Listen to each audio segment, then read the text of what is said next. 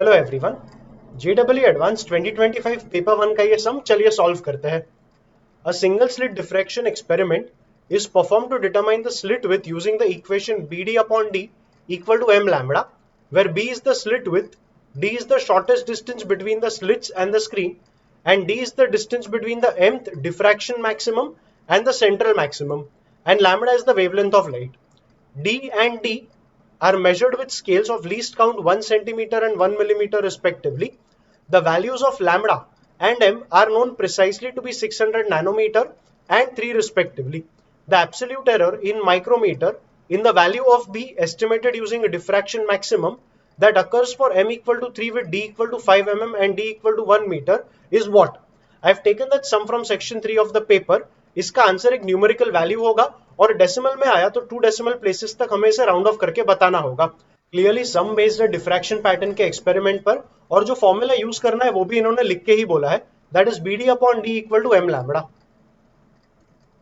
अब यहाँ पे इन्होंने लैम्बडा और m का वैल्यू तो देके ही रखा है 600 नैनोमीटर एंड 3। ऑल्सो उन्होंने स्मॉल d और कैपिटल D का भी वैल्यू देके रखा है। इन्हें यूज करके हम b का वैल्यू पहले फाइंड कर लेंगे। सो हमें मिलेगा b into small d is given as 5 mm, मतलब 5 into 10 power -3 upon capital D इन्होंने बोला है 1 मीटर, तो सिर्फ 1 आएगा, इक्वल टू m का वैल्यू 3 है और लैम्बडा का वैल्यू 600 नैनोमीटर, मतलब 600 10 पावर -9, मतलब 6 10 पावर -7 आएगा। तो b बनेगा 10 पावर -3 10 पावर -7 कैंसिल कर, तो ये हो जाएगा 10 पावर -4, 6 3 आर 18, 18 अपॉन 5 कर, तो 18 अपॉन 5 मतलब 3.6 हो गया, तो b बन गया 3.6 इंटू 10 पावर -4 मीटर। अब इन्होंने एक्चुअली b का वैल्यू नहीं पूछा था, इन्होंने पूछा था कि जो एरर होगा मेजरमेंट ऑफ b में वो एरर क्या रहेगा। तो एरर के लिए तो एरर का ही फॉर्मूला यूज कर, तो यहाँ पे एरर का इक्वेशन लगाएगा, this will be delta b upon b plus delta d upon d plus capital D के लिए डेल्टा d अपॉन d वापस इक्वल टू राइट में delta m upon m plus delta lambda upon lambda. अब इन्होंने बोला है कि lambda और m के वैल्यूज एग्जैक्टली 600 नैनोमीटर एंड 3 थे, मतलब इन वैल्यूज में एरर 0 रहेगा, तो डेल्टा m 0 होगा, डेल्टा लैम्बडा भी 0 होगा, तो बेसिकली इनका टोटल तेरा 0 आ जाएगा। सो डेल्टा b अपॉन b ले ले, so that makes it delta b upon b मतलब 3.6 10 power -4 plus delta d upon d। d के लिए इन्होंने बोला है कि यहाँ पे था स्मॉल d, उसका लीस्ट काउंट 1 mm था, सो डेल्टा d का वैल्यू बनेगा 1 mm डिवाइडेड बाय, अब d का वैल्यू मतलब स्मॉल d का वैल्यू mm में ही लिखना होगा। स्मॉल d उन्होंने देके रखा था 5 mm, सो ये आ जाएगा 1 अपॉन 5, ये बना तेरा डेल्टा d बाई d का value.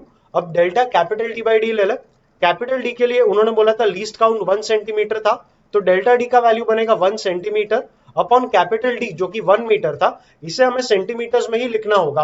1 metre equal to 100 centimetre, तो ये बन जाएगा 1 अपॉन d का वैल्यू 100 सेंटीमीटर इक्वल टू आएगा 0। So delta b upon 3.6 into 10 power -4 is equal to, इन्हें ऐड कर दे तो ये बनेगा 20 प्लस 1 मतलब 21 अपॉन 100, उसको राइट में ले तो -21 अपॉन 100 और डिवाइड कर देगा तो -0.21, इसे राइट में ले ले तो डेल्टा बी बनेगा।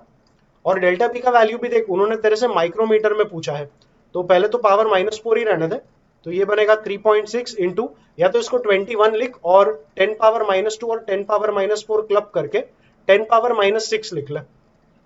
आई नो यहाँ पे एक माइनस का साइन है, तो यहाँ पे भी एक नेगेटिव साइन होगा, बट एरर है तो तू इसे एब्सोल्यूट टर्म्स में ही देख। ये डेल्टा बी का वैल्यू आएगा मीटर में और ये 10 पावर -6 मीटर बन जाएगा micrometre. Since we wanted the answer in micrometre only, इन दोनों का मल्टीप्लीकेशन आ जाएगा हमारा राइट आंसर। सो ले ले 21 इंटू 36, 36 1 आर 36 कैरी 3, 36 2 आर 72 प्लस 3 करेगा तो 75 आएगा, और क्योंकि एक डेसिमल था यहाँ पे आएगा 75.6, तो इसका फाइनल आंसर आ गया 75.6। ये तेरा डेल्टा बी का वैल्यू आएगा in terms of micrometre. Official answer key देख ले, something between 75 and 79, so yes 75.6 is our correct answer.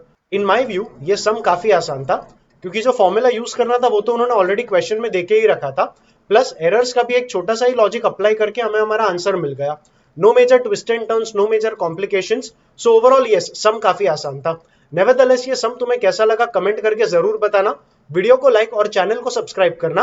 पूरे पेपर का प्लेलिस्ट नीचे डिस्क्रिप्शन में मिल जाएगा, उसे भी जरूर चेकआउट करना, और हम मिलेंगे अगले वीडियो में।